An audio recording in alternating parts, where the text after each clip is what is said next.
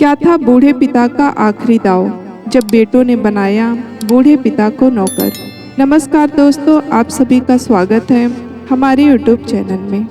दोस्तों, आज की जो कहानी है ये बहुत ही ज्ञानवर्धक और बहुत ही प्रेरणादायक है। कहानी को पूरा सुनिएगा क्योंकि आज की जो कहानी है ये बहुत ही भाव विभोर करने वाली कहानी है।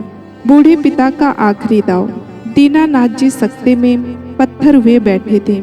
घर का माहौल ऐसे शांत हो गया है जैसे अमावस्या की रात में खाली आसमान। दोपहर में पत्नी के चौथे की रस्म करके वापस आए, तब से घर में गहमा गहमी मची हुई थी। शाम तक दूर के रिश्तेदार वापस जाने लगे थे।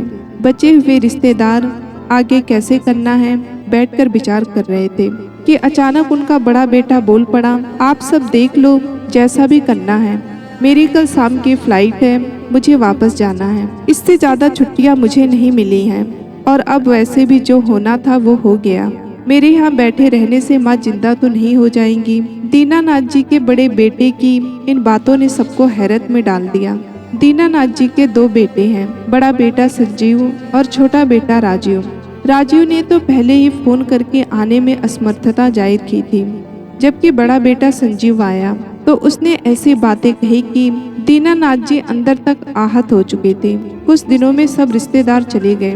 अब घर पर केवल दीनानाथ जी और उनका नौकर राजू ही रह गए थे।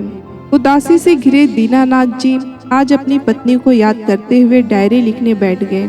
उनकी बूढ़ी आंखों से आंसुओं की दो बूंदें अपने आप टपक कर डायरी पर फैल गईं। सुमित्रा, तुम्हारी स्वर्गवासी होने के बाद मैं कितना अकेला हो चुका हूँ, यह शायद तुम नहीं समझ सकोगी। तुम क्या गई, यह घर, यह बगीचा और इस घर की सारी वस्तुएं वीरान हो गई। मेरी तो दुनिया ही उजड़ गई। कितनी तेज रफ्तार है ये, जहाँ बेटे के पास ही अपने बूढ़े पिता के साथ बात करने का समय तक नहीं है। हमारे बेटे हमें छोड़कर चले गए, लेकिन उनके जाने के बाद भी हमारे मन ने अपने आप को समझा लिया था। फिर भी हम एक दूसरे के साथ खुश थे, लेकिन तुम्हारे जाने के बाद अकेलापन मुझे काटने लगा है। डायरी में अपने हालात लिखते लिखते दीनानाथ जी की आंखें फिर से भर आईं। जीवन से थके शरीर की बूढ़ी और उदास आंखों को दीनानाथ कांपते हाथों से साफ करने लगे और फिर सोचने लगे अपने जीवन के पिछले सफर के बारे में।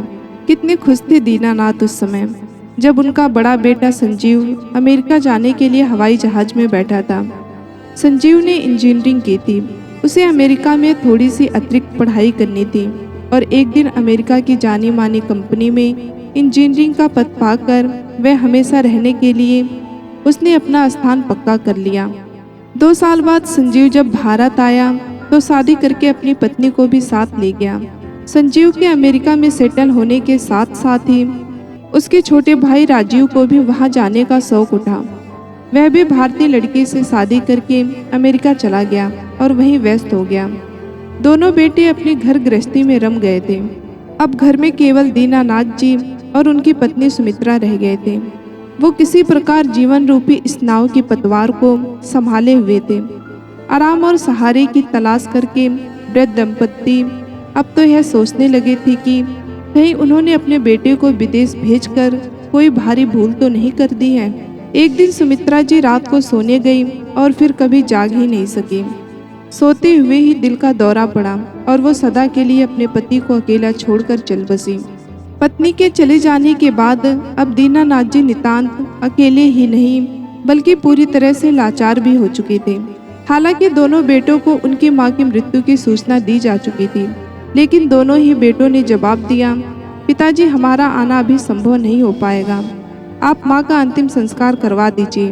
बड़ा बेटा तो अपने माँ के चौथे तक आ गया था, लेकिन छोटा बेटा नहीं आ सका था।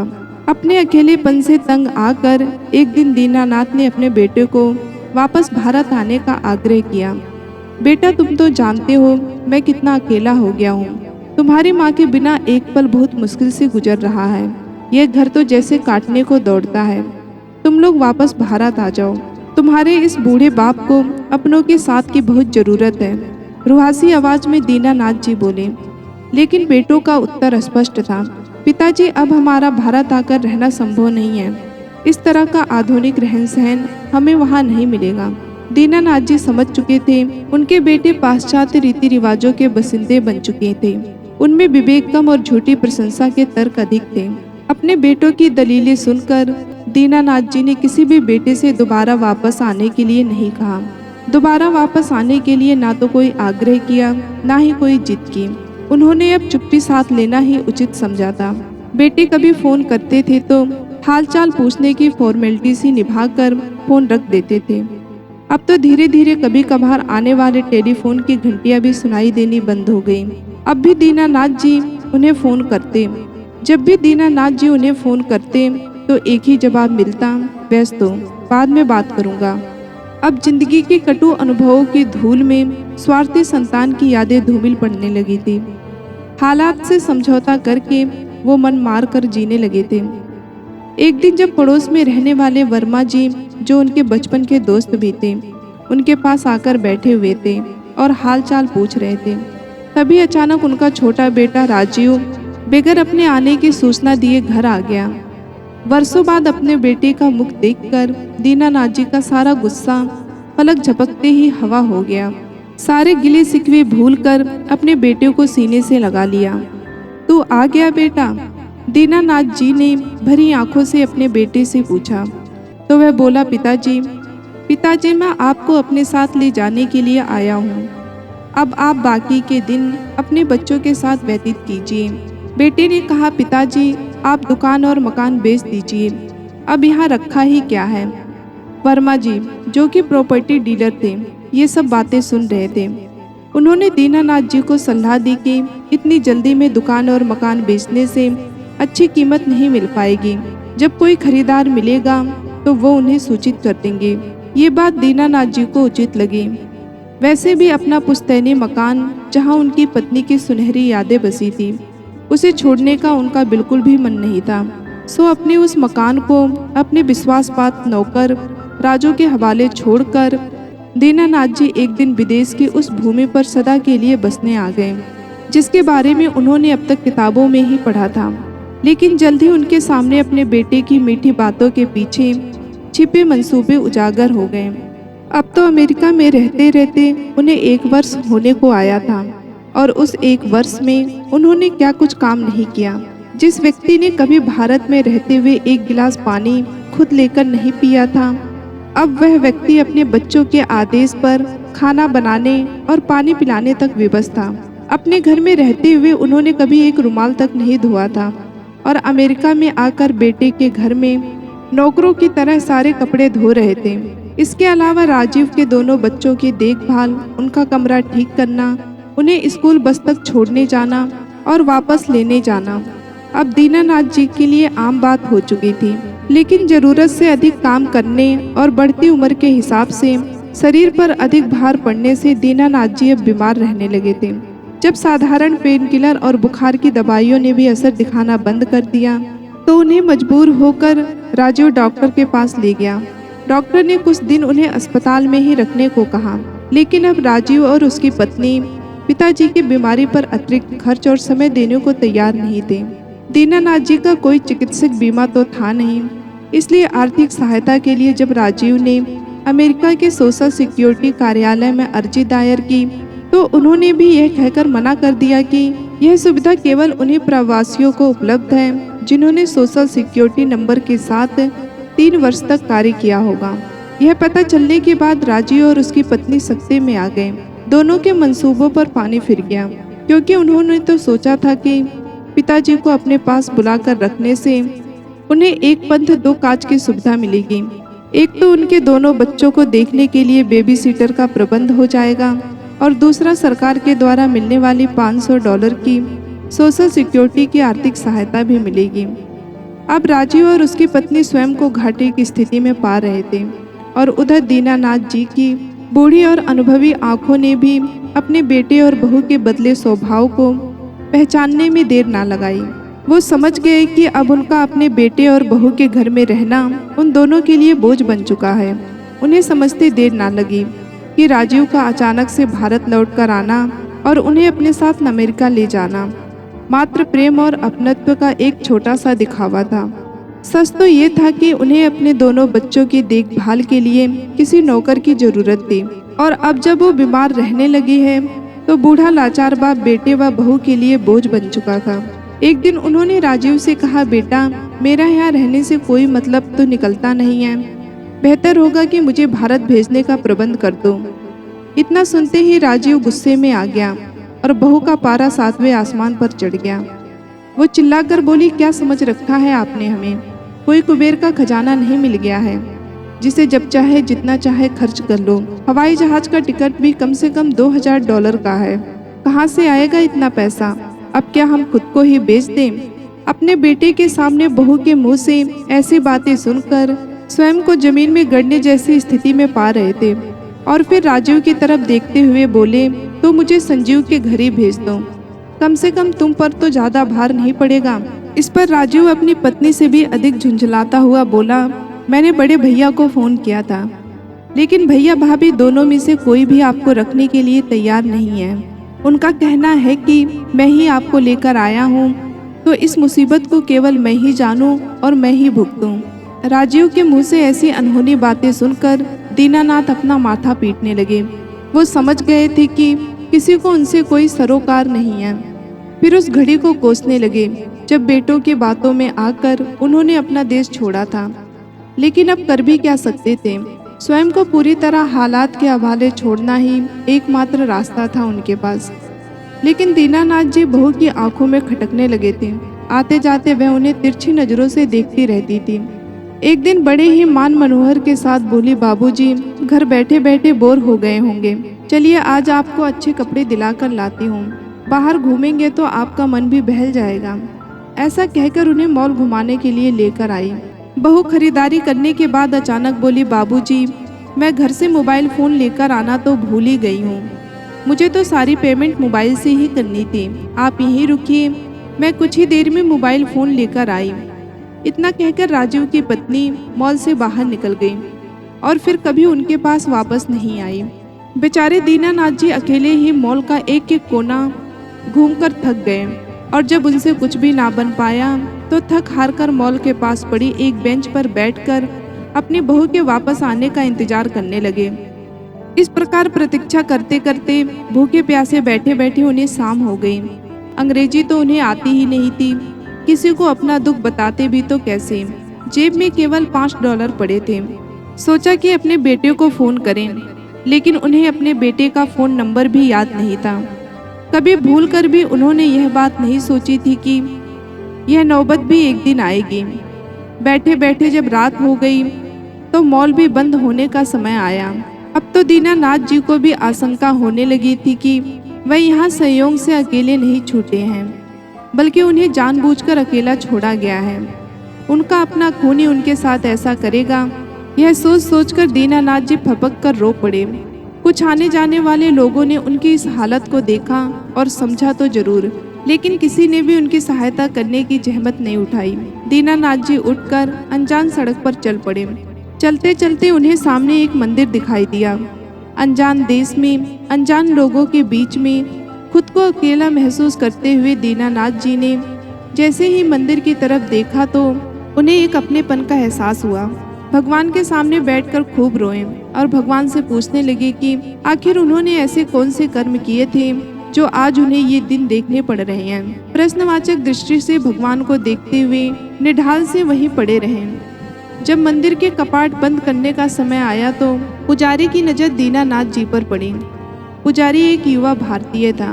वह उनके पास बैठकर पूछने लगा, क्या हुआ अंकल जी, आप रो क्यों रहे हैं? अनजान देश में किसी के मुख से हमदर्दी भरे शब्द सुनकर दीनानाथ जी और भी जोर से रोने लगे। पुजारी समझ गया था कि यह बुजुर्ग अपने बच्चों से दूर हो गए हैं। उसने सबसे पहले उन्हें पेट भर के लंगर खिलाया और फिर उनसे उनकी परिस्थिति के बारे में जानकारी हासिल करने लगा। लेकिन दीनानाथ जी को तो अपने बेटे और बहू के घर का ना तो कोई पता मालूम था और ना ही कोई फ़ोन नंबर याद था। इस कारण पुजारी ने नियमानुसार सबसे पहले पुलिस स्टेशन फ़ोन किया। फिर बाद में आवश्यक पुलिस कार्रवाई के बाद पुजारी ने दीनानाथ जी को मंदिर में बने अपने कमरे में रहने की जगह दे दी। जब दीनानाथ जी कुछ सहज हुए तो पुजारी ने उनसे पूछा कि वो यहाँ कैसे पहुँचे हैं। तब दीनानाथ जी उन्हें सब हालात बयां किए। इस पर पुजारी ने कहा, अंकल जी, बुरा ना मानो तो एक बात कहूँ, ऐसी घटनाएं तो यहाँ पर रोज होती है। बेटे बहू अपने बूढ़े माँ बाप को नौकर बनाकर यहाँ पर ले आते हैं, लेकिन अपने पास तब तक ही रखते हैं जब तक उनकी सेहत ठीक रहती है और उनके घर का काम कर सकते हैं। लेकिन जैसे ही उन पर बुजुर्गों की बीमारी का खर्चा बढ़ने लगता है, वो उन्हें बोझ समझकर इसी तरह बेघर कर देते हैं। पुजारी की बात सुनकर दीनानाथ जी की आंखें फटी की फटी रह गईं। वो उस समय को कोसने लगे जब उन्होंने अपने बेटे के साथ विदेश चलने के लिए सहमति जताई थी। वो पूरी तरह से टूट चुके थे। अगले दिन ही पुलिस ने मॉल के सीसीटीवी कैमरा से उनकी बहू की पहचान कर ली और उनके बेटे बहू का पता ढूंढ निकाला। लेकिन अब दीनानाथ जी उनके पास वापस जाने से साफ इनकार कर दिया। वो भारत को वापस जाना चाहते थे, लेकिन टिकट खरीदने के लिए पैसे नहीं थे। पुजारी से मोबाइल लेकर अपने दोस्त वर्मा जी को फ़ोन लगाया, लेकिन उनका फ़ोन बंद पड़ा था। बहुत बार कोशिश करने के बावजूद भी जब वर्मा जी का फ़ोन नहीं लगा तो दीनानाथ जी ने अपने नौकर राजू को फ़ोन किया। राजू ने जैसे ही फ़ोन उठाया तो दीनानाथ जी का हालचाल पूछने लगा, आप कैसे हो बाबूजी? तबीयत तो ठीक रहती है ना आपकी? आपकी बहुत याद आती है। नौकर के मुख से प्यार भरे शब्द सुनकर उनकी आंखें आंसुओं से सरोवर हो गई। उन्होंने उसे अपना हाल कह सुनाया और उसे वर्मा जी से मिलकर टिकट के पैसे का इंतजाम करने के लिए गुजारिश की। राजू दीनानाथ जी की यह हालत जानकर स्तंभ रह गया था। सोचने लगा कि माँ जी के होते हुए बाबूजी पर दुख की आस न आती थी और आज इस हालत में बेगानी धरती पर जीने को मजबूर हैं। वो याद करने लगा, बाबूजी ने मेरी बहुत मदद की है। जब मेरी माँ बीमार थी तो उन्होंने उनके इलाज का सारा खर्चा उठाया था। जब मैंने वापस देने चाहे थे तो उन्होंने एक भी पैसा नहीं लिया था। आज उनके एहसान चुकाने का समय आ गया है। यह सोचकर राजू ने उनकी मदद करने की ठान ली और जैसे तैसे करके 5 दिनों के भीतर ही उनके बताए गए अकाउंट में पैसे पहुंचा दिए और हफ्ते भर में दीनानाथ जी वापस घर पहुंच गए। घर पहुंचकर राजू से मिलकर बहुत रोए और उसे बताया कि किस तरह विदेशी धरती पर पल पल काटना भी उनके लिए दुभर हो गया था। अगले दिन वर्मा जी को शुक्रिया अदा करने के लिए जब उनके घर पहुंचे तो पता चला कि वर्मा जी तो 1 महीना पहले ही ये दुनिया छोड़कर चल बसे। उन्हें जानकर झटका सा लगा, मन ही मन उदासी और गहरा गई। लेकिन फिर अचानक सोचने लगी कि राजू ने पैसों का इंतजाम कैसे किया था। घर पहुंचे राजू को अपने पास बिठाया और उससे पैसों के बारे में पूछने लगे, लेकिन राजू बताना ही नहीं चाहता था। बहुत पूछने पर उसने बताया कि अपना छोटा सा मकान गिरवी रखकर उसने पैसों का इंतजाम किया था और फिर दीनानाथ जी के चरणों में बैठकर कहने लगा, बाबूजी, यह मदद तो कुछ भी नहीं है उस मदद के सामने जो आपने मेरी माँ की बीमारी के वक्त में की थी। इतने एहसान हैं आपके मुझ पर, तो फिर मैं आपको ऐसी हालत में कैसे देख सकता था। राजू की बातें सुनकर दीनानाथ जी ने उसे गले से लगा लिया था। अपने अतीत में झांकते दीनानाथ जी की बूढ़ी और जीवन से थकी धुंधली आंखों में फिर से आंसू भर आए तो उन्होंने अपनी पत्नी की तस्वीर को सीने से लगा लिया। आज भी अपने बेटों के बारे में सोच सोच कर वो अपने मानसिक संताप से उभर नहीं पा रहे थे। उनका शरीर दिन पर दिन कमजोर हो रहा था। फिर ऐसा समय भी आ गया जब दीनानाथ जी बिस्तर पकड़ लिए। वो सोच के लिए उठने और चलने को भी लाचार हो गए, लेकिन राजू ने उनकी दिन रात सेवा की। बिना हिचकिचाहट के उनके बिस्तर की गंदगी भी साफ कर देता था। जब उनकी हालत ज़्यादा खराब रहने लगी तो उन्होंने वकील को बुलाकर अपनी दुकान, मकान और खुद की कमाई संपत्ति की वसीयत करा दी। उसे पंजीकृत भी करवा दिया। उन्होंने राजू को बता दिया था कि उनकी वसीयत उनके वकील आलोकनाथ के पास रखी है और उनकी मृत्यु पर अंतिम संस्कार से पहले उनकी वसीयत पढ़ाई जाए, उसके बाद ही उनका अंतिम संस्कार किया जाए। आखिर वो दिन भी आ गया जब उनके घर के आंगन में उनका पार्थिव शरीर रखा था। उनके रिश्तेदारों ने दोनों बेटों को फ़ोन करके खबर पहुंचा दी थी। अगले दिन तक वो दोनों भी पहुंच गए। वकील साहब को भी खबर कर दी गई। उनके पहुंचते ही सबकी नज़रें उनके चेहरे पर टिक गई। वकील साहब ने वसीयत पढ़नी शुरू करी। मैं दीनानाथ शर्मा अपने इस पुश्तैनी मकान को अपने राजू नौकर के नाम करता हूँ। मेरी दुकान पर भी केवल राजू का ही हक होगा। मेरे बैंक अकाउंट में ज़्यादा कुछ तो है नहीं, केवल मेरी कमाई के बचाए गए 5 लाख रुपए हैं जिन्हें मैं राजू को देना चाहता हूँ। यह बात सुनते ही दोनों बेटे की तौरियां चढ़ गईं, लेकिन उन्होंने उस समय शांत रहना ही उचित समझा। लेकिन वहीं राजू जार जार रोता जा रहा था। वकील साहब ने वसीयत पढ़नी जारी रखी। अपनी पत्नी सुमित्रा के गहनों को मैं अपने दोनों बेटों बहुओं में बराबर बराबर बांटता हूँ, क्योंकि ये मेरी पत्नी की अंतिम इच्छा थी। इसके अतिरिक्त मैं उन्हें किसी भी अन्य संपत्ति का हकदार नहीं मानता। मेरे पार्थिव शरीर को मुख अग्नि देने का हक भी केवल राजू को ही होगा। वह मेरा सगा बेटा नहीं है, लेकिन मैं उसको बेटे से भी बढ़कर मानता हूँ। असल में संतान का सुख तो मुझे उसी से प्राप्त हुआ है। उसकी रगों में मेरा खून नहीं है, परंतु फिर भी वो मेरी सेवा ऐसे करता था जैसे एक माँ अपने अबोध बच्चे को पालती है, बिल्कुल निस्वार्थ भाव से। कितना बड़ा अंतर है मेरे खुद की संतान और राजू में। मेरी अपनी औलाद, जिनको मैंने केवल जन्म दिया था और उनके पालन पोषण में कभी कोई कमी नहीं होने दिया, उन्हें इस काबिल बनाया था कि वो सिर उठाकर जी सके। इतना सब कुछ होने के बाद भी कितने आश्चर्य की बात थी कि मेरी अपनी संतान ने मुझ पर ही यह लेबल लगा दिया कि उनका मुझसे कोई रिश्ता नहीं है। वकील साहब थोड़ी देर के लिए रुके और अपनी आंसू पोंछने लगे। आसपास खड़े सभी रिश्तेदारों की भी आंखें भर आई। इसके बाद उन्होंने अंतिम पंक्ति पढ़ी। भगवान से यही प्रार्थना करता हूँ कि बुढ़ापे में जो दिन मुझे देखने पड़े, ऐसे दिन मेरे बेटों को कभी ना देखने पड़े। वसीयत सुनने वाले हर एक इंसान की आंखों में आज आंसू थे और दोनों बेटे शर्मिंदगी से एक दूसरे का चेहरा देख रहे थे। रिश्ता ना होते हुए भी राजू ने साबित कर दिया था कि इस दुनिया में एक ऐसा रिश्ता अब भी है जिसका केवल एक ही नाम है, वो है इंसानियत।